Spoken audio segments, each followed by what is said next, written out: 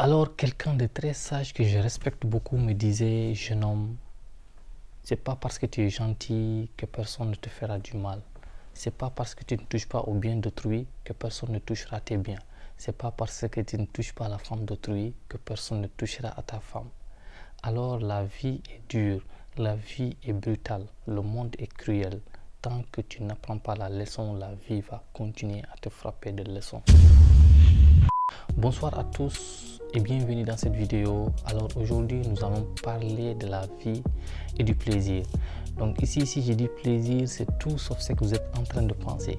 Ici plaisir est synonyme de joie, est synonyme d'épanouissement, est synonyme de se rendre heureux. Donc je tenais à expliquer et à donner la signification du plaisir dans cette vidéo pour que vous n'alliez pas aller faire le téléphone arabe avec mes propos. J'espère que vous connaissez ce que ça veut dire un téléphone arabe.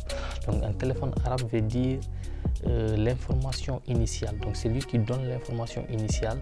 L'information a tendance de passer de bouche en bouche. Donc la dernière personne qui reçoit l'information reçoit une information totalement et irrévocablement erronée.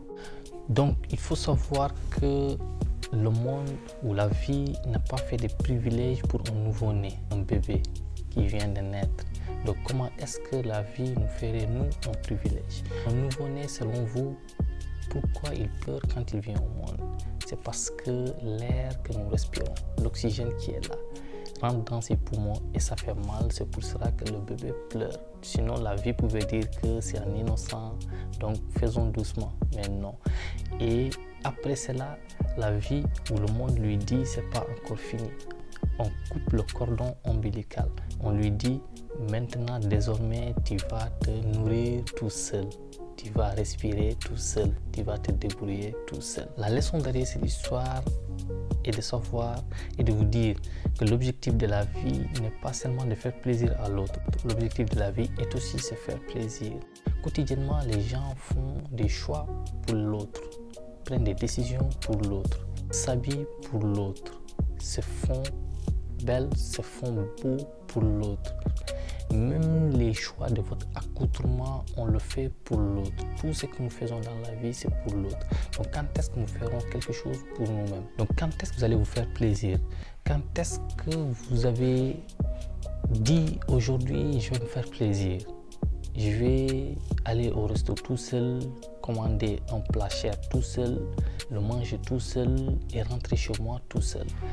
Quand est-ce que vous allez vous dire aujourd'hui je vais préparer à la maison un plat doux, je vais faire ressortir les nattes, les jolies nattes que vous cachez derrière les placards ou les jolis bols, les jolies tasses que vous cachez derrière les placards, à l'intérieur des placards. Quand est-ce que vous allez dire aujourd'hui je vais faire sortir tout ça et je vais préparer un bon plat, je vais le manger tout seul? Quand est-ce que vous allez dire qu'aujourd'hui je vais acheter des fruits et je vais le manger tout seul? Quand est-ce que vous allez vous dire que je vais aller à la plage tout seul? Quand est-ce que vous allez vous dire que je vais sortir me promener tout seul? Comme j'ai dit tout à l'heure, l'objectif de la vie, c'est pas seulement de faire plaisir à l'autre. L'objectif de la vie est aussi se faire plaisir. Sinon, vous allez remarquer que 3 mois, 4 mois après les sacrifices que vous avez fait pour une personne, vous allez vous rendre compte que cette personne n'en valait pas la peine. Et qu'est-ce qui va se passer? Vous allez rencontrer une deuxième personne, les mêmes problèmes, les mêmes histoires. Vous allez rencontrer la troisième personne, les mêmes problèmes, les mêmes histoires. Et ainsi de suite jusqu'au 17e ou au 20e relation.